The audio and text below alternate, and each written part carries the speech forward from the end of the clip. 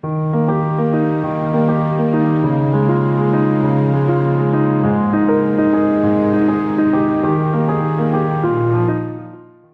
this pattern, you will need a thick fabric such as a brocade or tweed.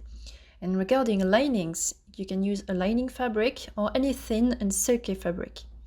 And you may omit the lining if your skirt fabric is smooth inside, with no loose threads or texture that could scratch your skin or catch your tights. Personally, I prefer a lining for comfort and also to avoid the skirt riding up when moving or walking. My fabric was a bit too thin, so I used a professional interfacing to add a bit of body to it. I added the link below the video. Here you can see the original fabric, here, and on the right, the interfaced fabric. So the interfaced fabric is thicker and it doesn't crease as easily. Now, as usual, before cutting your pattern pieces, you need to make sure to wash and let your fabric dry in the same conditions and temperature you will use for your future garment. Personally, I will have this brocade professionally cleaned every time. Then pay attention to the straight of grain indication when cutting pieces. Transfer all markings onto the cut pieces using a marking pen or a chalk. Then sew the darts in front and back. If you need a tutorial to do this, there is one on the tutorials page on my website, frenchpoetry.com.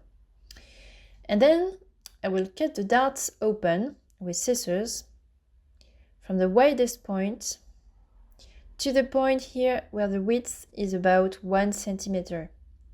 That's 0.39 inch. Then I will press them open, and this will reduce the bulk. And it's important because we will fold them, we'll fold the dart on itself afterwards. So there will be many layers of fabric. Also, you can serge the edges to prevent fraying, especially if you omit the lining. Then you need to overlock the sides of each skirt piece, where the side seams and middle back seams will be. Because for this thick fabric, I prefer to serge the edges first, then sew the seam and press it open. It reduces the bulk. Here you can see my darts. I serged the edges and I pressed them open. So you can see what it looks like. Also, as you can see, I serged the sides of the skirt. It looks cleaner. Then I will sew my seams and press them open. Now you can pin the back seam with right sides together and also the right seam.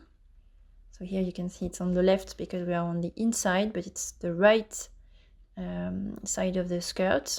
So you can pin and sew both these seams and press them open.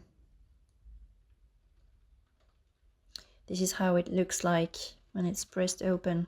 Also, a good thing about keeping the seam allowances here is that you can easily adjust the skirt if you gain or lose weight. You can use these seam allowances to redo the seams at your new size.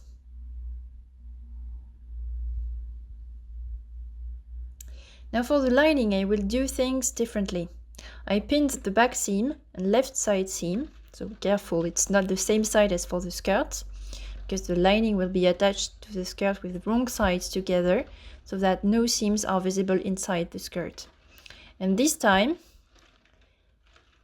I sew first and I serge after, trimming the seam allowance. I can do this because the fabric is light. See, it won't create too much bulk. But if I wanted, I could leave the seam allowances and press them open without serging to mirror the skirt. Now I'm going to attach the zipper. So it's curvy, but it's exactly the same thing as if it were a straight seam. And here you can see the top of the teeth come right at the folding line. If you need a tutorial to sew a zipper, there is one on the tutorials page on my website. Now I have sewn the zipper and finished the seam below, and I pressed it open. I also did the exact same seam, the same length, on the lining and I pressed it open too. And now I'm going to pin the top of lining to the top of skirt.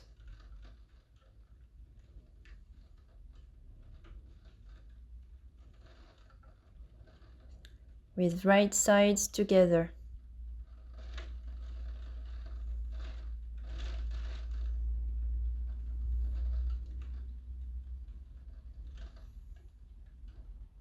And I make sure to match the darts. Now I have pinned everything, I can sew and press that seam. And now I have flipped the lining inside the skirt with wrong sides together and folded the waist of the skirt toward the inside along the folding line. And I pressed this fold to mark it. Now I pin the folded part of the waist and the lining along the zipper with seam allowances folded inside. So be careful to not pin too close to the zipper teeth to avoid fabric getting caught when pulling the zipper. And I like to finish here with an invisible hand stitch because it's completely invisible, whereas a machine stitch will show. And now, to maintain the waist in place, I'm going to do a few hand stitches on the side and back seams.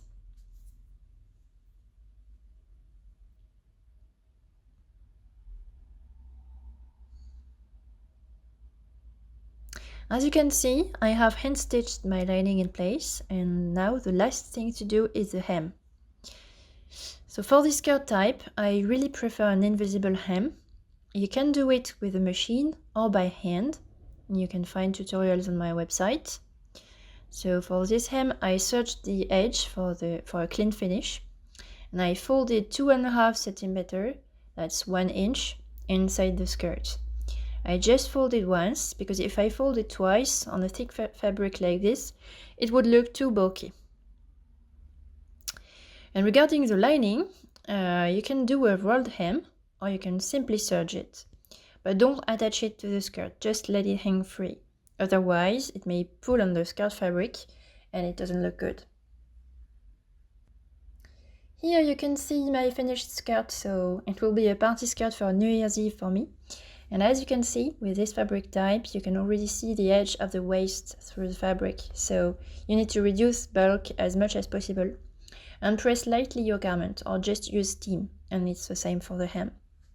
So this is it. I can't wait to see your makes on Instagram.